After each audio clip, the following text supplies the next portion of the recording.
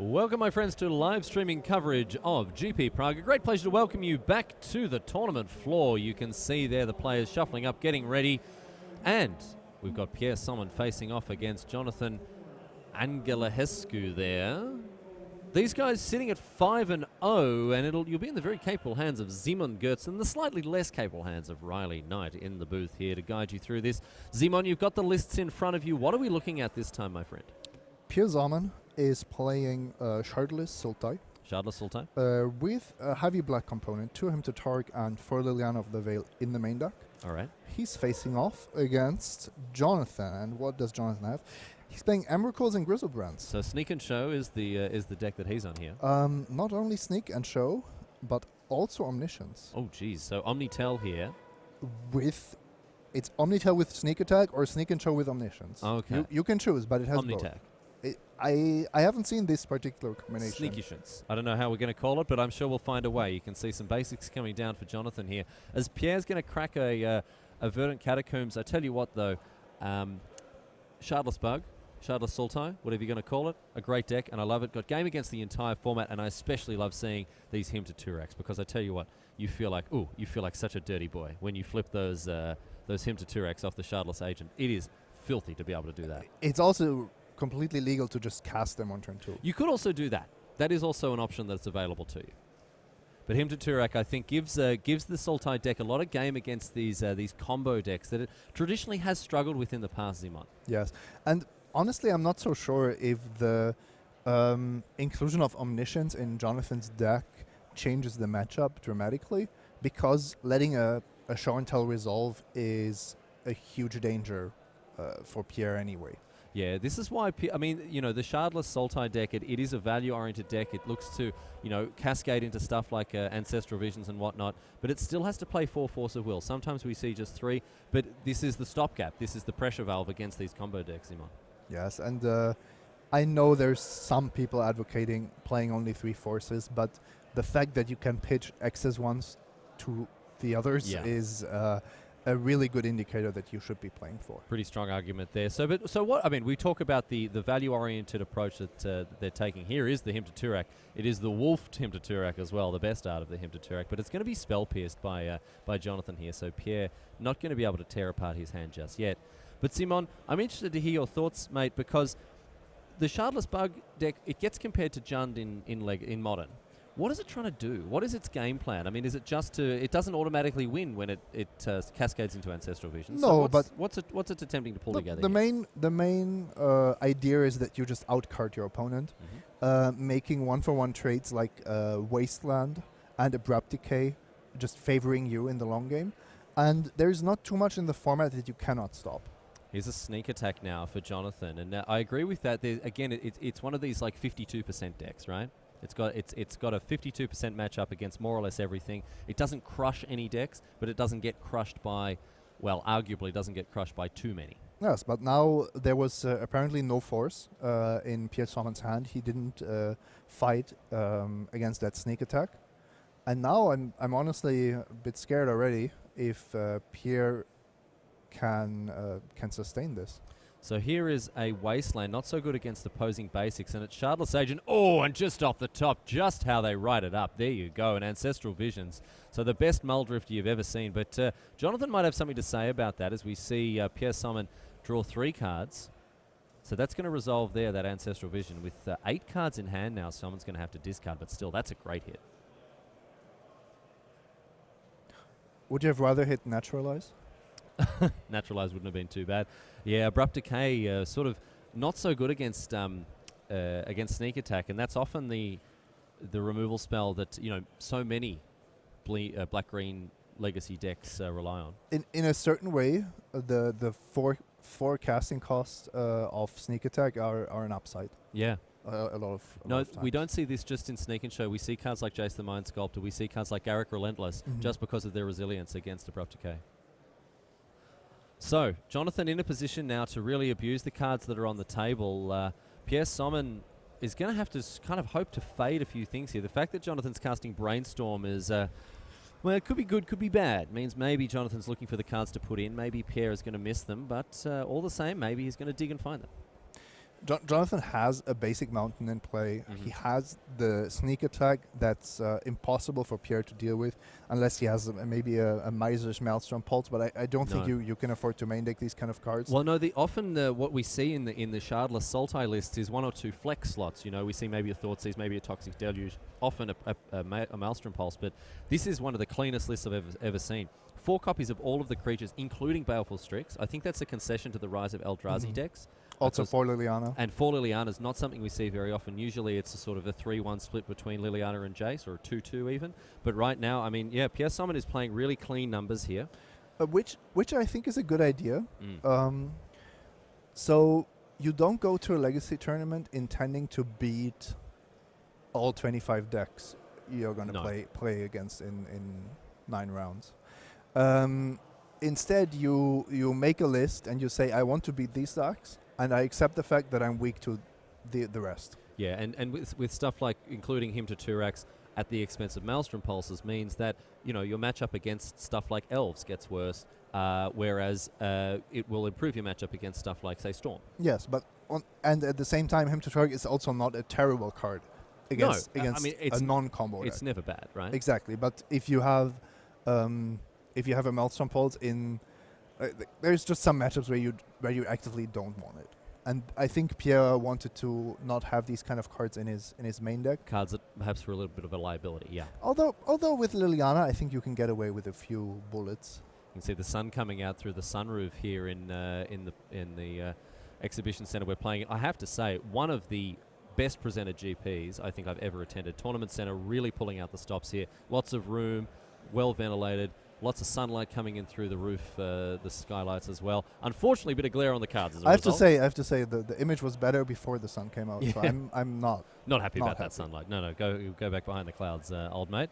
Let's see what Sommen can do here. Halfway through a brainstorm. At the moment, Jonathan without any action after that sneak attack. So, but Sommen will still be on the edge of his seat here because things could turn around in a heartbeat. At least it's easy to play, right? You know you're losing. Yeah. To pretty much any big monster. Yeah. You know that Jonathan most likely doesn't have it right now. Otherwise, why wait? Mm-hmm. So you just hope to race with what you have. And you kind of just have to go for it. We're going to see exactly how big that Tarmogoyf is. But no, this is something that I know that, I mean, you know, this is well known amongst many Magic players, but something that I think BBD recently, Brian Doohan recently summed up really nicely. He said that when you're ahead, you play defensively, and when you're behind, you play aggressively. And I think that's just a really nice little, obviously not in 100% of cases, but I think it's a really good kind of rule of thumb. Yes, and it has to do with the fact that here the advantage that your opponent has restricts your own options. So your game plan becomes very one-dimensional. And part of it is basically minimizing the opponent's draw steps, because every single one of them is really scary. Yeah. Doesn't look like Jonathan has it just yet, though. I did see that the draw step was a Cunning Wish. So now I'm interested if you can maybe Cunning Wish for something that finds you. Yeah, there could be a way to Intuition for Emrakul. So, yeah, or Griselbrand even. So Cunning Wish, untap with the blue source again, Intuition for 3 Griselbrands or 3 Emrakuls, depending on the situation, and going from there. But it's not so clean cut. You have given Pierre quite a lot of time, and he's still on 17, so you're not guaranteed to immediately win. Especially if you Intuition some of your targets out of your deck. So Sommen here looking to turn the screws while Jonathan is not really finding what he needs. Here's a brainstorm. I think Sommen might be looking to set up a shardless agent. There's Abrupt Decay not at its best here. You could of course shardless agent into Hymn to Torek. Abrupt Decay I think is not a card you want. We're going to see here now. It's going to be into Baleful Strix, which is a nice one. Obviously stops a Griselbrand and an Emrakul for that matter. if you can have enough permanence by the time it gets through. So there we go. Here's a Baleful Strix, and for value as well. So we'll draw a card. Extra value of getting rid of the land permanently. Bottom of Yeah, the library. nice one there. Nice little sort of pseudo shuffle there. So we'll see what if Jonathan has any kind of responses here. Something that's very important is if Jonathan really has to use spells to get to his big monster, he is suddenly in danger of getting running into counter magic, which the Shardless Sultai deck doesn't have too much of. No, outside of the Forces of Will, there's nothing else going on. In the board, often there's sometimes there's a Spell Pierce or a Flusterstorm, but none of that to be seen at all at the moment from Pierre. Yeah, and this is the clean deck list that you talked about. He'd rather just go up to 4 Hymtotaurics and more discard and have only the one safety valve, the one Force of Will. So here's Cunning Wish now. So Cunning Wish, an instant that lets you search your sideboard for another instant and put it into your hand. And so a wealth of options here. Red Elemental Blast, Wipe Away, Sudden Shock, Kozilek's Return, Through the Breach, Flusterstorm, Intuition, Trickbind, Firemind's Foresight, Release the Ants, and Surgical Extraction. All highly useful cards in certain situations. And here is Intuition. Yes, as expected. Pierre, I think, didn't really expect something of this nature. Otherwise, there might have been a way to maybe restrict his opponent on mana, or to go more aggressively for a Force of Will, finding a Force of Will. But when you are facing this sneak attack, you are scared of the 6 cards that your opponent can not draw, or should not draw because you're losing to them. So a Force of Will is not really on your list of priorities. Clearly, if your opponent draws a Brainstorm, you would like to force it, but it's not. It's not the most important play. So Gristlebrands 1, 2, and 3 here for Jonathan. He's going to get one of them into the hand, 2 go into the graveyard. Okay, this is very interesting, Riley. 8 life, with Grizzlebrand activation costing 7. However, the mountain is already in play. There are likely some Lotus Petals, but what you kind of want to do is to find Emrakul once Grizzlebrand is in play. Yeah. And you have a reasonable good shot at finding one with the first activation. But the fact that there's a Baleful Strix. Lotus Petal off the top there as okay, well. so we have that already. That's huge. That's no worries there. So that means 2 activations of Sneak Attack critically without needing a fetch land activation. Yes, and otherwise there would have been only naturally drawn Volcanic Islands. Yeah. That's it. Yeah, because as you said, Jonathan's going to go down to 1 here after activating Gristlebrand. Are we going to see an attack first? That would be the more conservative line. Play, yeah. But then 3 of your Grizzlebrands are in your graveyard. And we're going to see now, of course, the Baleful Strix blocking. Still going to gain Jonathan the life, but it is going to get rid of the Gristlebrand. The Deathrat Shaman has Summoning Sickness, correct? That's right. Because otherwise you clearly couldn't go down to 1, but I'm a bit surprised here. And Jonathan not even drawing any cards. Just using it as a 7-mana lifelink. Or sorry, a 7/7 lifelink. Okay, you're perplexed, Simon. I am perplexed, yes.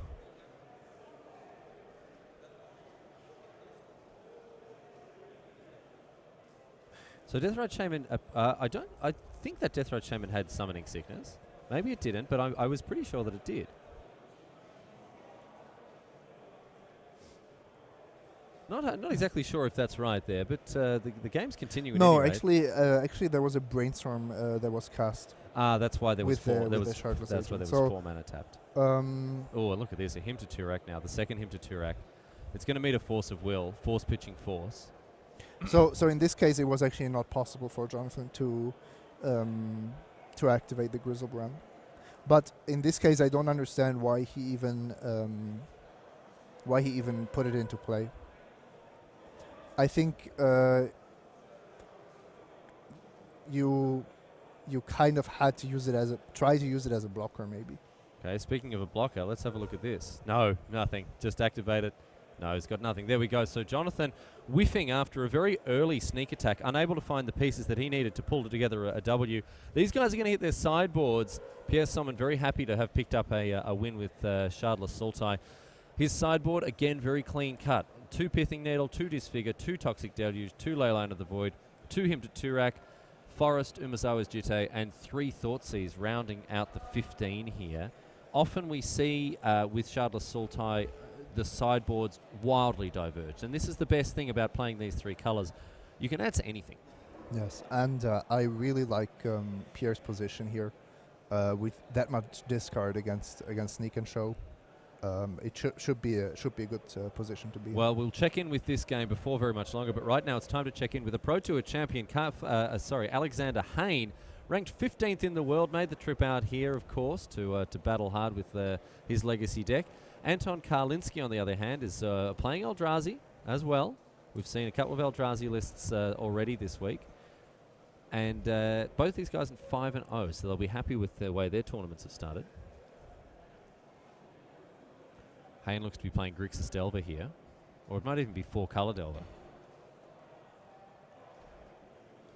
And Hayne tapping 1 mana to discard his Delver of Secrets, and an odd sort of little stumble there from someone who would otherwise be playing really, really tight. Bit fast and loose there from the Canadian. Losing the Delver for no real reason into the Chalice. Except for generating cards for Delve or Threshold, of course. Okay. No, very, very possibly. You can also hope your opponent misses No, it just doesn't do it, the trigger. Yeah, very true. Very true. So we see the Displacer and the Thought-Knot Seer attacking here. And that's going to do it there for Alexander Hayne. He goes down in the second game after sideboarding. So these guys equalize at 1-1. Let's have a look at the sideboards, though, of our original game. Little sneak peek there into the life of the Pro Tour champion. Zimon, you get a sneak peek into that life every day, I know. But let's have a look at what's going on with Pierre Sommen and his opponent here. I'm going to make it real quick. Right. Jonathan is playing a Cunning Wish Silver Bullet sideboard. Uh-huh. So, and +3 Blood Moons. Yeah, and the Blood Moon's absolutely slam dunk inclusion here. So Blood Moon is the card he can actively bring in. Mm-hmm. And then there's sometimes situations where you know you are never going to Cunning Wish for a certain card, but you still want it. So you put it into the main deck. Yep. And then, so there is like a chance we see a Red Elemental Blast suddenly be drawn, the one of that's in the sideboard. But the most important plan is Blood Moon, and of course still the natural Show and Tell, Sneak Attack for Emrakul, Grizzlebrand, and Omniscience. Yeah, and I think that with things like Kozilek's Return in the board and Sudden Shock even, this provides a whole lot of utility against Pierre Sommen's deck. It can kill the Shardless Agents, it can get rid of the, critically, it can get rid of the Deathrite Shamans as well. Deathrite Shaman is important to kill. Yeah. A Shardless Agent, not so much. The problem is this: if you are playing against 4 Hymn to Taureks after sideboarding, you need to be as streamlined as possible. Because imagine if you have a Sudden Shock and parts of your combo and they discard exactly the cards that you need to win. Yeah. Then all the answers in the world are not gonna save you. No, that's a really good point. When you are facing off against up to 4 copies of him, it pays to be able to be as consistent as you said, consistent and as streamlined. So I think you actually need probably the Flusterstorm in the main deck, just as an additional protection from Hymn to Taurek. Yeah, sure. Okay, just another piece of interaction there for the Sneak and Show list. Maybe Boseiju, but I'm not sure about that. I don't know about that. Well, I mean, knowing what we know, we've got to look at the 15. I can tell you, of course, that Pierre Sommen isn't going to be bringing any extra interaction in. No extra counter spells on his side of things. So I don't know if Jonathan's going to be running scared from things like Spell Pierce, but certainly, for his side of things, extra interaction is certainly going to be nice if he's worried about stuff like, even a Hymn to Turak, you're happy to Flusterstorm that. Oh, absolutely, yes. You also Flusterstorm with Thoughtseize simply because it's still better to do it than not. Yeah, and with 3 Thoughtseizes for Pierre Sommen, his sideboard certainly no lack of things to bring in, although I'm not sure exactly about how well-rounded Pierre is. Maybe he's thought about exactly what decks he wants to be able to beat this weekend, and that's why we see 2 copies of Disfigure, 2 copies of Toxic Deluge, and 2 copies of Leyline of the Void. In any case, we'll see how the things shake out for these players as they go into game number 2 here, round number 6 of GP Prague. The format's legacy, of course. And once again, my friends around the world, wherever you are, thanks so much for choosing to join us, sharing your weekend here with us in the Czech Republic. It's a great pleasure to be bringing you all the action live and uninterrupted this weekend. Simon Gertzen, the Pro Tour champion, alongside Riley Knight in the booth. We're having a great weekend, Simon. It's been an absolute cracker. All sorts of people coming here. I mean, we're still getting the final player count, but it's a hefty chunk of Europe's Magic community has turned up to battle this weekend. And awesome decks, awesome Magic being played. This is only round 6, so we have a lot of things going. Yeah, going that's on. right. We've got a long way to go here, and it's going to be great to be able to bring you every minute of it here.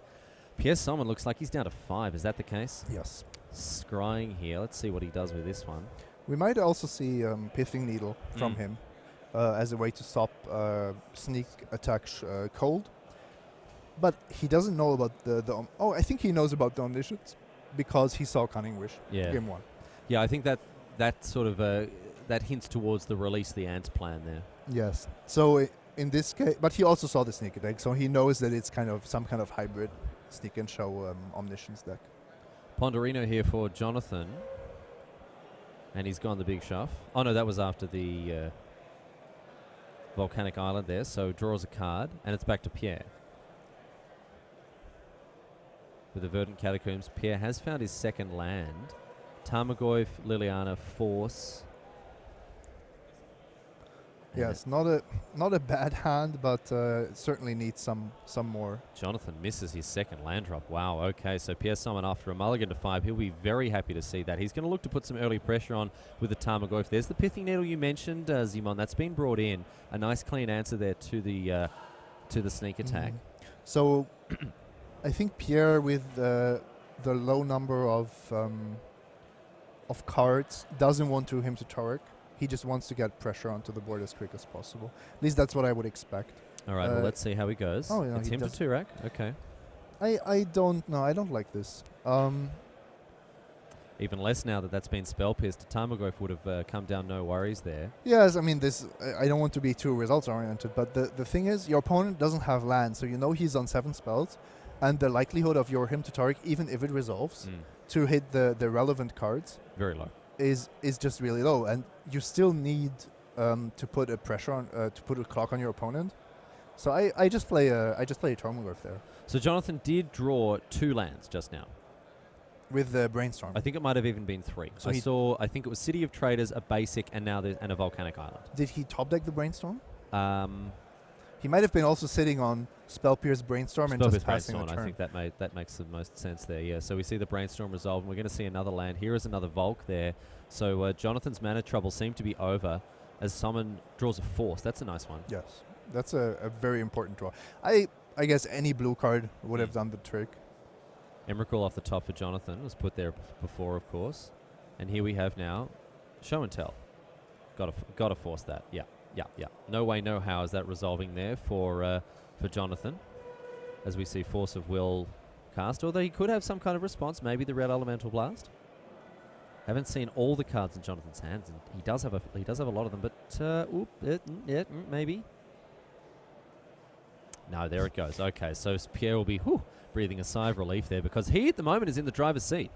He's strapped himself in. He's got his hands on the wheel, and he's ready to drive. I think Pierre is scared for his life here. Yeah, you reckon? Yes. Yeah, making sure the anti-lock brakes are all working, the airbags are pumped up. Doesn't really feel like a good position at all.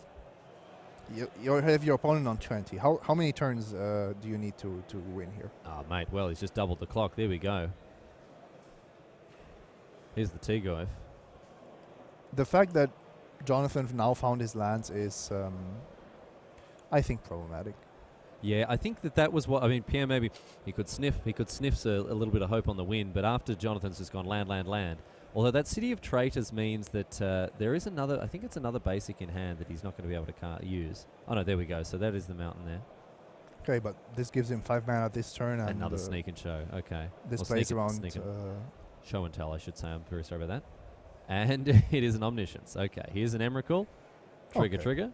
Yeah, that'll do it. There we go. Okay, so of course, very handily, the Omniscience forcing out the, or casting, I should say, the Emrakul means, I mean, Simon Götzen, in so many cases, you sneak you get an Emrakul into play somehow. You cheat it into play with either an instant speed removal spell or a thing, and you don't get the extra turn. But Omniscience gets around that rather nicely. You get the extra turn. Yes, you actually get to cast it. But yeah. To be fair, if you have Omniscience in play, most of the cards in your deck ensure victory. Yeah, you're going to do... Grizzlebrand, Brainstorm, Ponder, Cunning Wish, of course, with the combo in the sideboard. Yeah, it's all there written out for you. So well done indeed to Jonathan there. He's managed to get up, equalise things at 1-1. So I know Pierre Sommen will be hungry for that third victory here. Or sorry, the second victory in game number 3. Both of these guys will be battling hard to try to get through and maintain their undefeated record. So important as we head towards the end, the home stretch of day number 1 here. I like the idea of just playing a very streamlined deck. The more I think about it, I think we see like two different approaches. If you're a legacy specialist, you are not playing a lot of 4-offs because you have so much experience playing against the different archetypes. And maybe if you're less experienced, although I don't know if that's true for Pierre, it could be. No, but in general terms, certainly. Yes, then I think it makes sense to play a deck which is a bit more extreme in its matchups. But at least when you're winning, you're crushing it. Yeah. And you have the cards and you are not guaranteed to draw them, but you are likely to draw them. This is something we've touched upon, though, already this weekend, Simon, talking about the relationship between deck choice, player skill, and experience. We have hugely successful and experienced players, some of the most talented players in the world, picking up legacy decks that they aren't as intimately familiar with as these people who have been playing the same deck with the same cards for years. Alexander Hayne actually getting up from the table with the result slip. Okay, looks like he might have got a victory there. We'll get that result confirmed. Although he was down a game, or at least we saw him lose the game. No, it was 1-1. Oh, so okay. it was all squared up there. No, if he's taking the results, we can be reasonably certain that he won the match. Yeah, and if he's not, then his opponent may have made a bit of an error. It's always important to take the results slip yourself, of course, as the winning party. Let's move on now to our third and final game between Jonathan and Pierre here. Pierre Sommen, after having picked up the last game, after having lost the last game, after picking up the first one. Here's a Thoughtseize. Simon, a card you're a big fan of right now. Yes, this is great. And we'll see now what Pierre's plan is, like how well he's even able to stop Jonathan from comboing. Maybe he might even be taking a card like Ponder to just delay Jonathan's combo plan. Yeah, this is where we see. I mean, this is the test of the the foresight of both players here. How do you respond in this sort of situation? What are you going to take? Because the Grizzlebrand and the Omniscience are ostensibly the most powerful and threatening cards, yes, but at the moment they don't do anything. No, the thing is, both are good with show and tell. So if you take either, it doesn't really help. That's a great point. One of them is good with sneak attack, the other isn't, which means that Grizzlebrand is stronger than Omniscience. But Ponder is the card that finds more show and tell, sneak attacks, and exactly what you need. So I'm sure you won't be surprised to see Ponder is the card taken. Yeah, I think there wasn't much of a choice. If you take Spell Pierce, your opponent's hand is a little weaker, but he still has the Flusterstorm. Yeah, and if they take the Flusterstorm, they've still got the Spell Pierce. So I'm sure anyone playing in Theros Standard will have learnt the lesson of how to how to sculpt a hand around Thoughtseize, and Sommen there doing a good job. He's got a second Thoughtseize in hand, in addition to Brainstorm, double Shardless Agent, and a Force. It was similar in Lowwind Standard. Yeah. Oh, was that the alternate art on the Thoughtseize there, Grandpa? Here's a Brainstorm now. Interesting to see someone play the... Oh, is this is at the end of Jonathan's turn, is it? Also delaying Thoughtseize. So you can snipe as many different options as possible. With the hand that Jonathan showed, it's actually possible that you get a combo piece, that you get a sneak attack. Yeah, that's right, because we didn't see Lotus Petal, we didn't see City of Traders, we didn't see Ancient Tomb, anything else like that. So someone waiting for the right moment to fire off the second Thoughtseize. The real question is how much Pierre can actually rely on his counter magic. I think his forces, he almost has to accept that they aren't going to cut it. So Pierre shuffling away one card with this Verdant Catacombs. Do you go for the Thoughtseize here or just start chipping away with the Liliana? The Liliana runs into spell. Oh, sorry, runs into the Spell Pierce. Pierce is still in hand, isn't it? Yeah, of The course. Spell Pierce is basically a key card to consider. I don't care much for the Shirtless Agent, because also it's a blue card to pitch to Force of Will. I think we just go Thoughtseize here. It's such a weak turn though. The problem is if you play it any other way, I think you just lose to too many hands. Yeah. Well, let's have a look, see what Jonathan can find. We'll see what Jonathan has, I should say. Not what he can find. I'm sure he's worried about that as well, but right now it's all about the contents of his hand. Oh, not a lot has changed. Well, he actually drew only lands. Just lands as well, that's right. So none of the non-lands are any different. We see Spell Pierce, Flusterstorm in Disruption, and we see Gristlebrand and Omniscience in the high-end combo pieces, but nothing to tie the room together here. He's in need of a rug. It's going to be Gristlebrand. Yeah, so that at least sneak attack is not immediately an immediate threat. I think I would have taken one of the blue 1-mana spells, probably the Spell Pierce. I would say the Spell Pierce. Yeah, it frees up your things. Or maybe even the Flusterstorm Go on. to then cast Liliana, and if your opponent Spell Pierces, your force is You can life. force it. Okay. No, you can't force you wouldn't force the Spell Pierce. You would just trade the Liliana for the Spell Pierce. Okay. But if you take the Spell Pierce, you don't give your opponent that option to misplay in quote unquote. All right. So that forest has been brought in from the board here. So Pierre obviously looking to make sure he hits his land drops. As we see 3 lands now, fetching up a basic swamp. That Thoughtseize on Grizzlebrand might have been a line trying not to lose, like playing not to lose rather than playing to win. But we'll see how it ends up. Deathrite Shaman has been picked up here for Sommen off the back of that Shardless Agent. And Jonathan again consults with the top of his library and says, Island go. Yeah, taking that Ponder was amazing here. Yeah, I agree. I agree entirely. I think that was really... Jonathan was relying on that Ponder to tie together not a loose hand, but a hand that definitely needed a little bit of help. A hand that's real weakness was the fact that he had two combo pieces, but not a bad hand by any means. Here's another agent. See what we can find here. Oh, it's a Baleful Strix. Very nice. Draw a card. And another agent. Oh, bleeding value here. And we're going to see the agent get in now. Interesting to see Pierre fetch the swamp off of that of the Verdant Catacombs before. Any reason to do that over something like a Bayou? Yeah, if you expect Blood Moon to come in, certainly, yes. As a way to stop you. Now the game has progressed to a point where it's not too relevant anymore, but also there is very little cost. This means you can cast your Liliana under a Blood Moon, for example.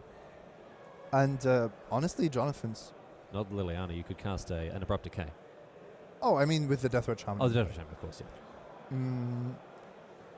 Jonathan's draws have been pretty atrocious. Yeah, I think that's a fair comment. They really haven't been. He really hasn't been hitting his skids here. No, it's of course it's what you dream of when you take somebody's Ponder. Yeah. You kind of hope, okay, I hope he draws only lands. Yeah. But if Jonathan had drawn a Brainstorm earlier, this game would be very different. Yeah, anything that might sort of dig for the cards that he needs, or would give him a little bit more selection than he has currently, because right now, really, just air is all he's finding. Even Cunning Wish, Intuition. There's a lot of cards that would have been relevant. And Flusterstorm, Spell Pierce look pretty bad when the last 4 spells that have been cast have been these creatures. And look at this, now tapping out for a sneak attack only to be punished by force. But Jonathan has to force back. Yeah. He has to have a force. Otherwise he couldn't have made that play. Not if your hand still has Spell... I think he still has Spell Pierce and Flusterstorm. Okay, there it is. There's no, the he force. wouldn't do that otherwise. So that Spell Pierce finally finding its use in being pitched to a Force of Will, and it looks like Sneak Attack is going to hit the battlefield here. Jonathan might be favored to win this. But at least Pierre has correctly identified the fact that Omniscience is not a combo with Sneak Attack. So Jonathan, we know, does have the Omniscience in hand, a Flusterstorm and one more card. We might get a look at that in a minute. Yes, Pierre didn't draw a relevant card, and the Liliana is too slow. So... Him to Turak off the top. How about that one? How about that one? Here we go. The old shuffle and discard 2. That's a real nice one. I mean, I wish I talked a bit faster, because that was what I was going to say he was going to hope for. Maybe I should try to talk faster. It's number 4. Let's get the middle one. Okay, and it's Force and Omniscience. Not too relevant. Flusterstorm still in hand. So here. none of the cards really mattered, to be honest. No. And keeping Flusterstorm is amazing. Now if you draw a Ponder or a Brainstorm, but do you win? This is the question. Do you actually win? Jonathan's on a two-turn clock here. Yes. Yes. Yes. Yes. It checks out, and we'll see if he can find what he needs. He's got a number of live draws here. Yeah, anything that finds him Griselbrand or Emrakul, but I think neither immediately win the game.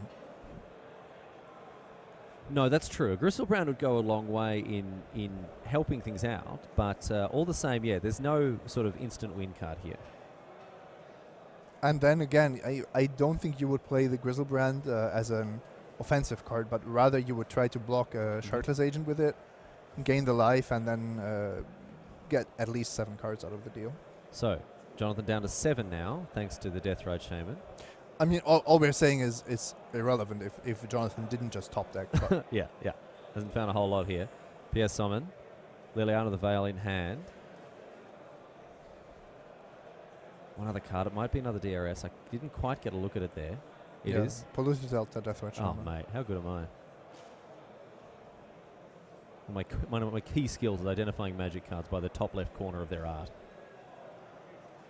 Highly useful. Here we come in for 6 now. You can see Sommen keeping back that... This doesn't look like a Griselbrand to me if Jonathan just goes down to 1. No, it goes down to 1 here. Keeping back the Baleful Strix that would have been lethal.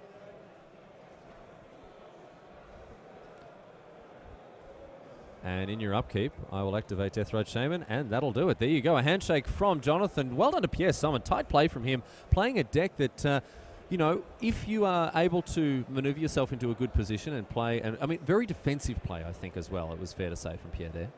Yes, but I think correct. You had the Deathrite Shaman, and Baleful Strix keeps you alive against both Emrakul and Griselbrand.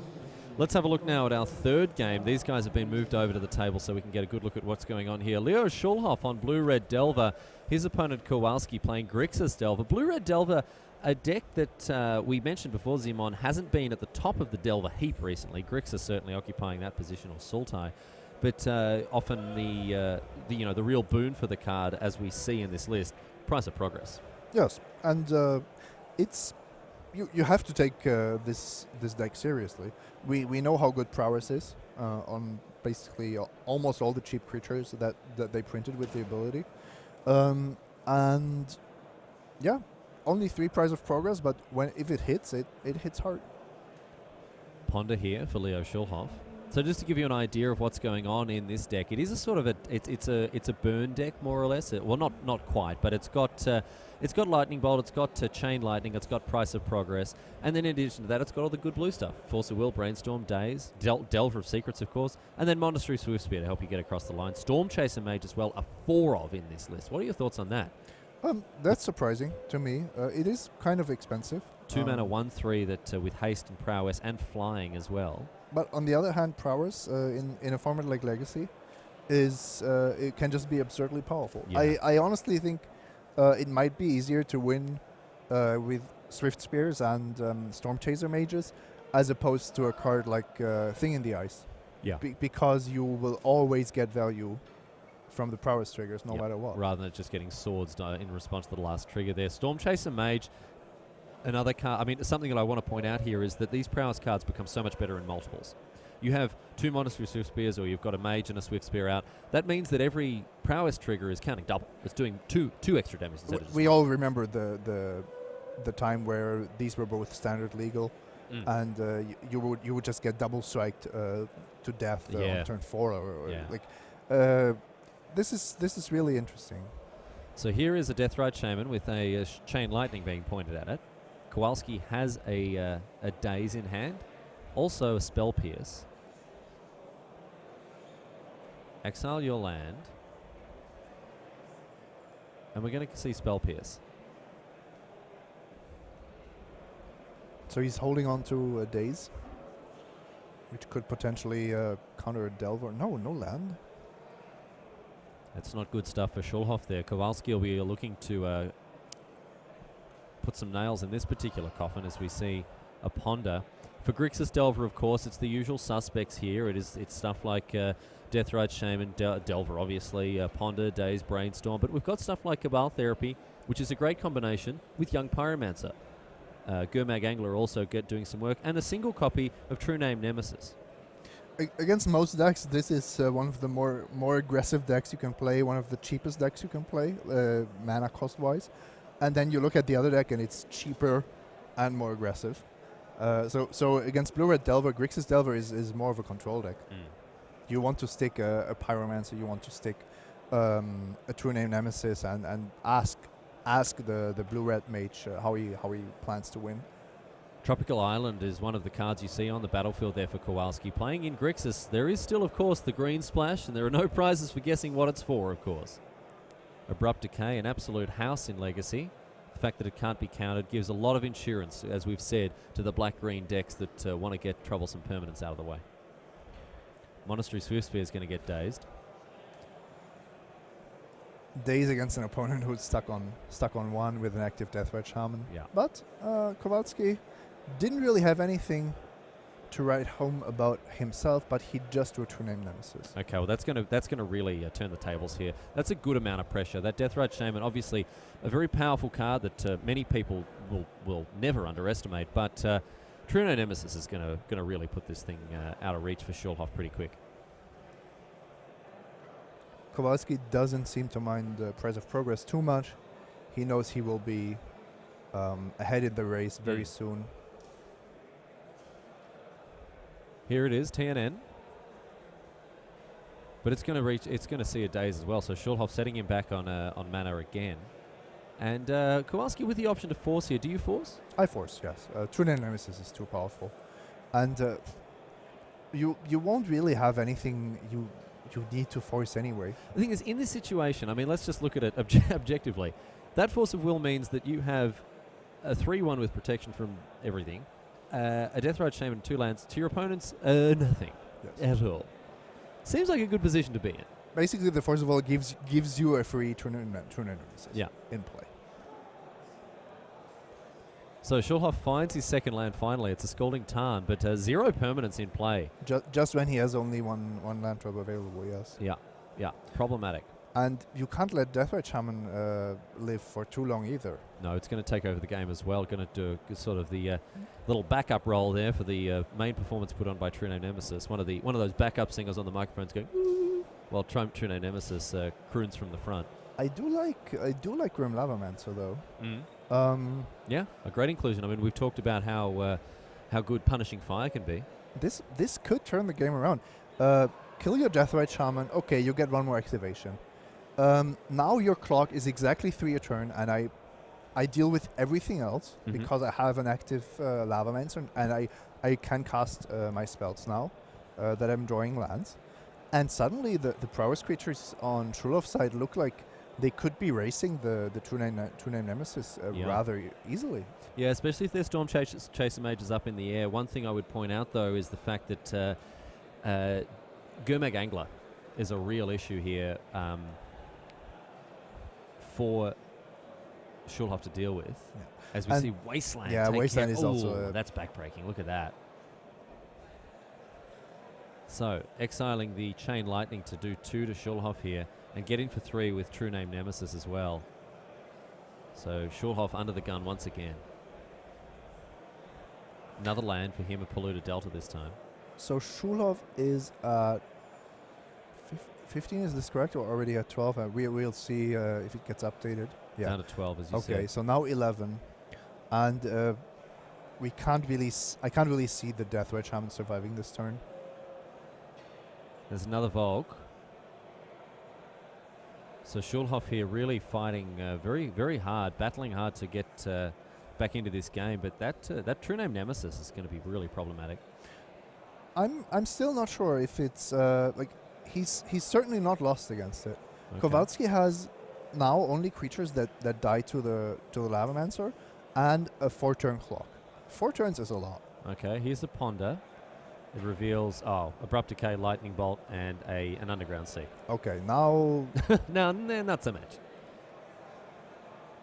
now what you could do is get the land, cast the Strix, draw the first solution to the Lavamancer. Next turn, draw the second solution to the Lavamancer, and then you're pretty easily winning the race. Okay, Kowalski says go. It's back to Schulhof now. What did he take with the Ponder? The Chain Lightning? It looks like, no, I think it was the Lightning Bolt. It's a Lightning Bolt. The Lightning Bolt. So I think Kowalski is instead just going for a line where he wants to race Schulhof. So Brainstorm is revealing land, Price of Progress, and a Death Ride. A Grim Lavamancer. Excuse me. Is Schulhof keeping all the prices just to have some remote chance of burning him out? Yeah, I mean Kowalski didn't. No, it looks like that price being shuffled away. Polluted Delta going to come down. Away it goes. Kowalski didn't play a third land, so to not make the Price of Progress deal Deal 6. But on the other end, Schulhof doesn't have much life to work with. No, that's right. I mean, at this stage, I think Schulhof happy to shuffle away that price there. That's a price he's not willing to pay.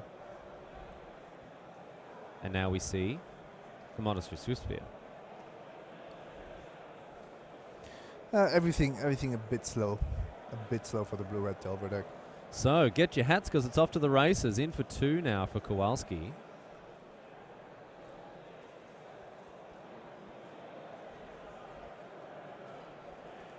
But Kowalski very handily with answers to everything that Schulhof has here. Not even casting any of his cards. Storm Chaser Mage. With Schulhof on 5, we can just go upstairs and then attack with the true name Nemesis. Chain Lightning. The way Kowalski played it, he now has the luxury of Abrupt Decaying the Storm Chaser Mage, and then untapping, winning with Lightning Bolt. Well, he doesn't even need to do that. I mean, the game is over essentially. Schulhof tapped out, not getting in for a bunch of damage, but I mean Kowalski can just go, yeah, mate, all day long. I'll take it. It's still the tighter play to do it like this. Okay. Just in case your Lightning Bolt doesn't resolve. All right.